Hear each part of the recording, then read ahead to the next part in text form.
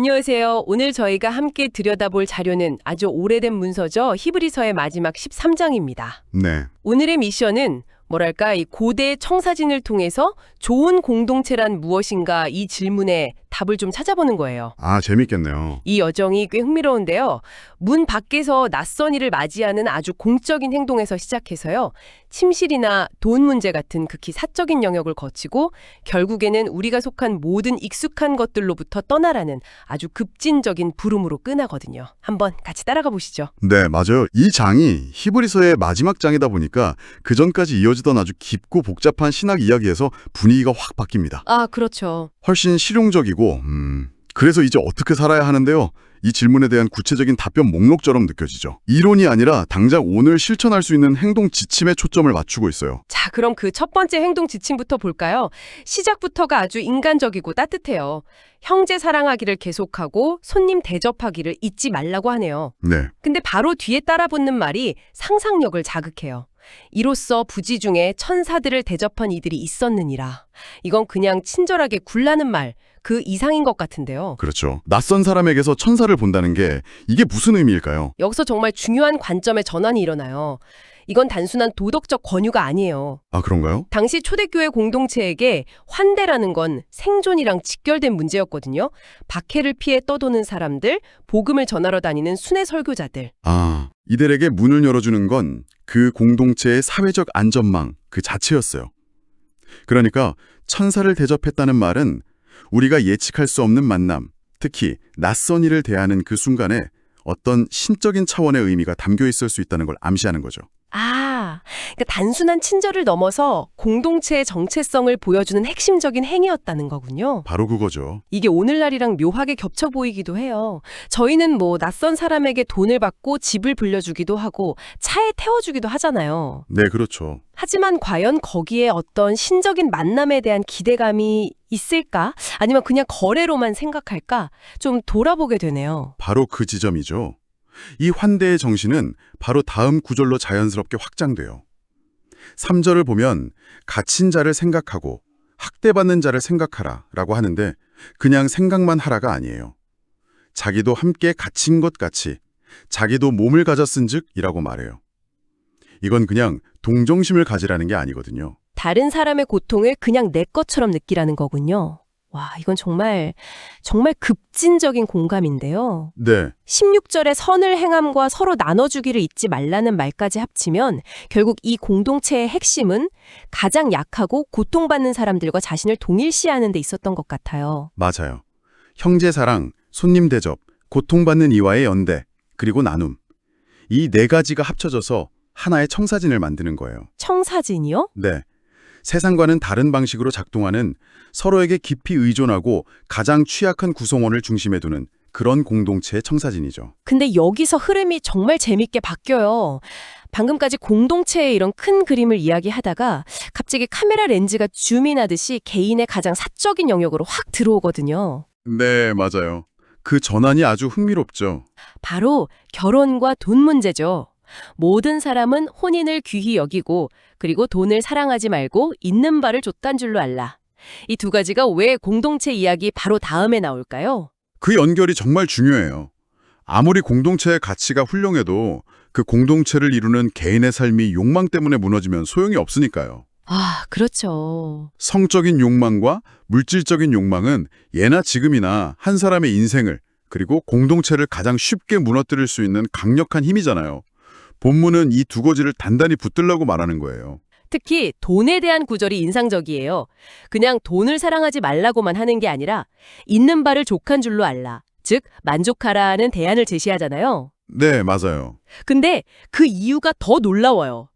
내가 너희를 버리지 않고 떠나지 않겠다는 신의 약속을 근거로 들어요. 여기서 정말 혁신적인 관점의 전환이 일어나는 거예요. 이 본문은 재정적 안정을 소유의 문제가 아니라 신뢰의 문제로 재정의합니다. 신뢰의 문제요? 네, 즉 내가 얼마나 가졌는가 이게 아니라 내가 누구를 믿고 있는가 이 질문이 당신의 만족도를 결정한다는 거죠. 이건 현대 재정관리의 기본 전제를 완전히 뒤집는 생각이에요. 와, 그러니까 재정적 불안에 대한 해답을 더 많은 돈이나 더 나은 직업 같은 외부 조건에서 찾는 게 아니라 네, 변하지 않는 관계라는 내적 확신에서 찾으라는 거군요. 이거 완전히 다른 차원의 접근 방식인데요. 맞아요. 그리고 그 깊은 신뢰가 바로 다음 구절의 담대함으로 이어지는 연료가 되는 거고요. 6절에서 주는 나를 돕는 분이시니 내가 두려워하지 않겠다. 사람이 내게 무엇을 할 수 있겠는가? 라고 외칠 수 있는 힘이 바로 그 신뢰에서 나오는 거죠. 세상의 위협이나 재정적 압박 앞에서도 흔들리지 않는 근거를 여기서 찾는 거예요. 이렇게 공동체적으로 또 개인적으로 단단히 선 사람들에게 이 글은 이제 어떤 방향을 제시할까요? 이어서 리더십에 대한 이야기로 넘어가는데요. 네. 근데 이 부분은 솔직히 좀 걸리는 지점이 있어요. 과거 지도자들의 믿음을 본받으라는 말은 좋은데 17절에서 너희를 인도하는 자들에게 순종하고 복종하라는 말이요. 좀 그 부분. 현대 사회에서는 맹목적인 권위주의에 대한 경계심이 큰데 이 구절이 잘못 사용될 위험은 없을까요? 아주 좋은 질문이에요.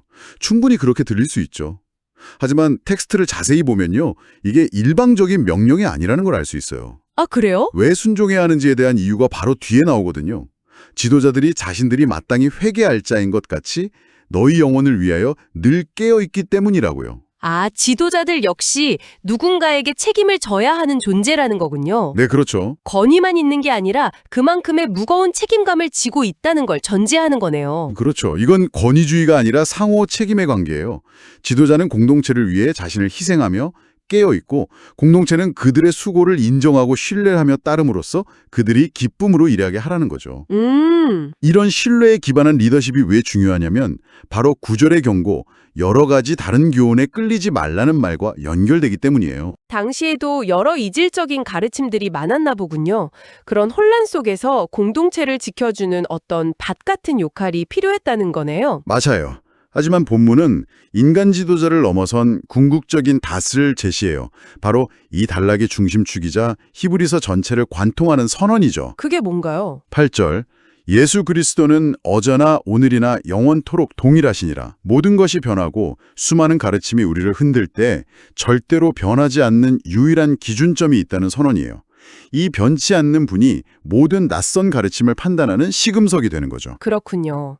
그래서 구절에서 마음을 굳게 하는 것은 음식 규정 같은 외적인 율법이 아니라 은혜라고 말하는 거군요. 네, 변치 않는 그리스도로부터 오는 은혜가 진정한 안정성의 근원이라는 거네요. 바로 그거예요. 진정한 안정성은 어떤 제도나 인간 지도자가 아니라 영원히 동일하신 그리스도에게서 온다는 게 이 부분의 핵심 메시지입니다. 자, 그럼 이제 이 장에서 가장 상징적이고 어쩌면 가장 도전적인 부분으로 넘어가야겠네요. 이 변치 않는 그리스도가 우리의 앵커라면 그분은 우리를 어디로 이끄실까요? 본문은 갑자기 영문 밖으로 그에게 나아가자는 좀 이상한 부름을 던져요. 영문 밖이라는 이미지는 도대체 뭘까요? 이 비유를 이해하려면 당시의 제사 제도를 조금 알아야 해요. 제사 제도요? 네. 죄를 속죄하는 제물의 고기는 너무 거룩해서 혹은 너무 부정해서 진영 밖, 그러니까 사람들이 사는 마을 밖에서 태워버렸어요. 제사장조차 먹을 수 없었죠. 네네. 그런데 예수가 바로 그를 성문 밖에서 고난받고 죽었다는 사실을 이 글의 저자가 연결시키는 거예요. 여기서 영문 안 또는 진영 안은 안정되고 익숙한 기존의 종교 및 사회체제, 즉 유대교 시스템의 상징이에요. 잠깐만요. 그럼 영문 밖으로 나아가자는 건 그 안정되고 익숙한 시스템을 버리고 떠나라는 뜻인가요? 네, 이건 방금 말한 앵커의 이미지랑은 정반대인데요. 닻을 내리는 게 아니라 오히려 닻을 올리고 낯선 곳으로 떠나는 느낌이잖아요. 정확해요. 바로 그 패러독스가 핵심이에요. 패러독스요? 변치 않는 그리스도라는 앵커에 우리를 단단히 묶는 이유는 안전한 항구에 머무르기 위해서가 아니라 그분을 따라 기꺼이 위험한 바다, 즉 영문 밖으로 나아가기 위해서라는 거죠. 이건 예수님이 당하셨던 사회적, 종교적 배척과 모욕에 기꺼이 동참하라는 요청이에요. 세상으로부터 버림받고 조롱받았던 그리스도와 우리 자신을 동일시하라는 급진적인 부르심이죠. 와, 그건 정말 힘든 요구네요. 대부분의 사람들은 어떻게든 인싸가 돼서 영문 안으로 들어가고 싶어 하는데 오히려 안전지대를 박차고 나와서 아웃사이더가 되라고 하는 거니까요. 그렇죠. 왜 그래야 하죠? 14절이 그 이유를 말해줘요. 우리에게는 여기에 영구한 도성이 없고 오직 장차올 것을 찾고 있기 때문입니다. 이 땅의 안정과 소속감은 영원하지 않다는 거예요. 그래서 낡은 정체성을 버리고 완전히 새로운 정체성을 향해 나아가라는 초대인 셈이죠. 그렇다면 영문 밖으로 나아간 사람들은 이제 어떻게 예배를 드리나요? 옛 성전 제사 시스템은 떠나왔으니까요. 바로 그 지점에서 예배와 희생의 의미가 완전히 재정이 돼요. 제정이 된다고요? 네, 새로운 시대의 제사는 더 이상 동물의 피가 아니에요. 15절은 그걸 찬미의 제사라고 불러요. 우리의 입술로 드리는 감사와 고백이 새로운 제사인 거죠. 아, 근데 여기서 그치지 않아요. 16절이 결정적이에요. 선을 행함과 서로 나눠주기를 잊지 말라. 하나님께서는 이 같은 제사를 기뻐하시느니라. 와, 잠깐만요. 그럼 제가 일상에서 하는 친절한 행동, 제가 가진 것을 다른 사람과 나누는 그 행동 자체가 제사가 될 수 있다는 말인가요? 네. 저는 예배나 제사라고 하면 항상 어떤 특별한 시간과 장소에서 드리는 종교적인 행위를 떠올렸는데 이건 그 경계를 완전히 허무는 말이네요. 맞아요. 예배가 성전이라는 건물 안에 갇히지 않고 우리의 삶 전체, 우리의 모든 행동으로 확장되는 놀라운 전환이죠. 낯선 이를 대접하는 것, 갇힌 자를 기억하는 것, 선을 행하고 나누는 것, 이 모든 구체적인 삶의 모습이 하나님이 기쁘게 받으시는 예배가 된다는 선언이에요. 오늘 정말 깊은 여정을 한 것 같네요. 공동체 안에서 서로를 돌보는 것에서 시작해서 결혼과 재정에 대한 개인의 내면을 들여다보고 흔들리지 않는 믿음의 앵커를 확인한 뒤에 네. 마지막에는 모든 익숙한 것을 떠나 영문 밖으로 나아가라는 급진적인 부름까지 이 모든 장엄한 가르침이 마지막에는 디모데와 이탈리아에서 온 사람들에게 보내는 아주 개인적인 안부 인사와 축복으로 끝난다는 점도 참 인상적이에요. 그렇죠. 이 거대한 신학이 결국엔 실제 사람들의 삶과 관계 속에 뿌리 내리고 있다는 걸 보여주는 것 같아요. 맞습니다. 이 장은 모든 선한 일에 여러분을 온전하게 하셔서 자기의 뜻을 행하게 하시기를 바라는 아름다운 축복의 기도로 끝나요. 오늘 우리가 살펴본 것처럼 히브리서 13장은 영원히 변치 않는 그리스도라는 거대한 신학적 개념과 낯선 손님에게 문을 열어주고 지금 가진 것에 만족하라는 지극히 현실적인 삶의 지침이 어떻게 완벽하게 결합될 수 있는지를 보여주는 탁월한 예시예요. 이 대화를 통해 청취자 여러분도 많은 생각을 하게 되셨기를 바랍니다. 마지막으로 청취자 여러분께 생각해볼 질문 하나를 던지고 싶어요. 이 글은 우리의 큰 신념 체계가 아주 구체적인 일상의 행동들, 예를 들어 낯선 사람에게 문을 열어주는 것부터 돈을 바라보는 방식에 이르기까지 모든 것에 어떻게 직접적으로 연결되어야 하는지에 대한 청사진을 제시합니다. 그렇다면 당신의 가장 깊은 신념과 당신의 오늘 하루 행동 사이에는 어떤 직접적인 연결선이 그어져 있나요?